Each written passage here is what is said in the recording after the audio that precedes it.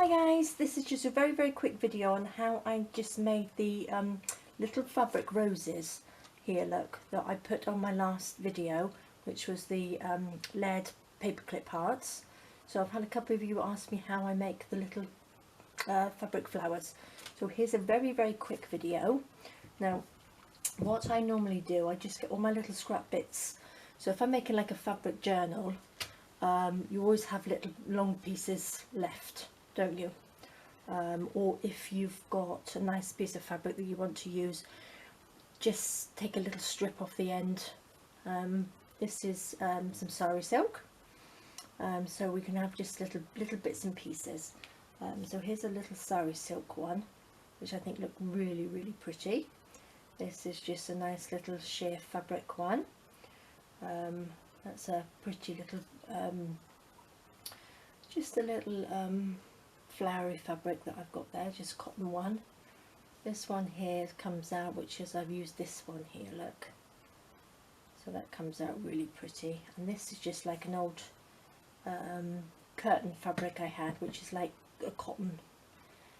So to start with, I suggest you use a wider piece of fabric to start with, and then as you get better, here's a wider piece, look, as you get better, go smaller and smaller, thinner and thinner, I mean, because if you start off with a thin piece, you'll end up fingers and thumbs before you even get anywhere, which is what I did, and I got quite frustrated. Right, so what I'm going to do, I'm going to take the biggest piece that I've got, the widest piece, and it's so simple. And what you do, you take a nice, I normally keep it into a long piece, and then I cut it off as I think the flower's getting bigger, the rose is getting bigger, or the size that I would like it to be. So what I did, I bent over the front, so just like a little triangle, and then you roll it. So you just roll up the front, get that little bit out of the way, start again.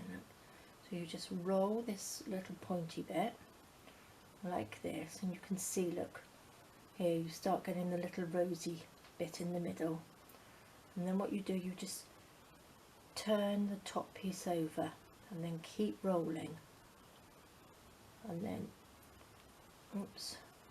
turn the top piece over and roll. I normally sort of like put my thumb underneath and twist so it just turns. See how quickly it comes to be looking like a rose. So put your thumb underneath and twist it round. And you've got your thumb underneath and twist it round. And there we go, look, a beautiful little rose. And twist it around. So what I normally do, squash it down. Get my hot glue gun, which I haven't used for ages. I just add a little bit there. And then stick it down. Get a pair of scissors and just chop it off, and there we go, look, a little rose. See, that's how quick it is. Now to do a smaller one, I must say they are a little bit more fiddly. So, oh look, there's a little lace one, which is cute. So once you've got the general idea of, or you've got the knack of turning it over, exactly the same, look, twist that over, or just put like a little triangle, and then you just try and roll it up like so, and then thumb underneath and bend it over, a couple of little rolls, thumb underneath like that, twist it over, there we go, thumb underneath, over we go, push it in so it's sort of flat on the top, thumb underneath, and oops, let's do that one again. I suggest actually to just glue it a little bit. So if we do the little bit in the middle, pop a little bit of glue. You can use your Fabri-Tac for this, but you need something that's going to stick quite quickly. You don't want anything that's too wet and you'll end up with a big mess.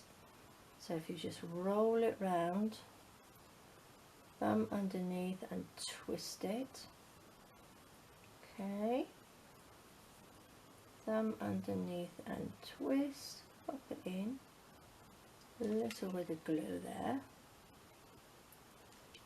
like so, stick that on there, thumb underneath and twist, oops, I think I might be a bit too high up there, twist it round, pop a little bit of glue on there, look, stick that down, and then we just chop the excess off. Oops. And there we go, we have another little rose. There we go, a little big one and a small one, and they're just so pretty, and they're just perfect little embellishments to add to all your little, if you're making lovely little envelopes and everything, embellishing them, they look fantastic. So what I'm going to do, I'll cut this off so it's square. I'll show you again on the bigger one. So this is probably about 1 inch, this strip. So we fold over like that. So you've got like a triangle at the end. And then you just roll it. Just roll it in. I roll it in till it sort of comes to the end of this triangle. And what I will do, I'll add a little bit of glue. So it's stuck. And then we roll, twist over. And roll. Twist and roll. There we go. Perfect.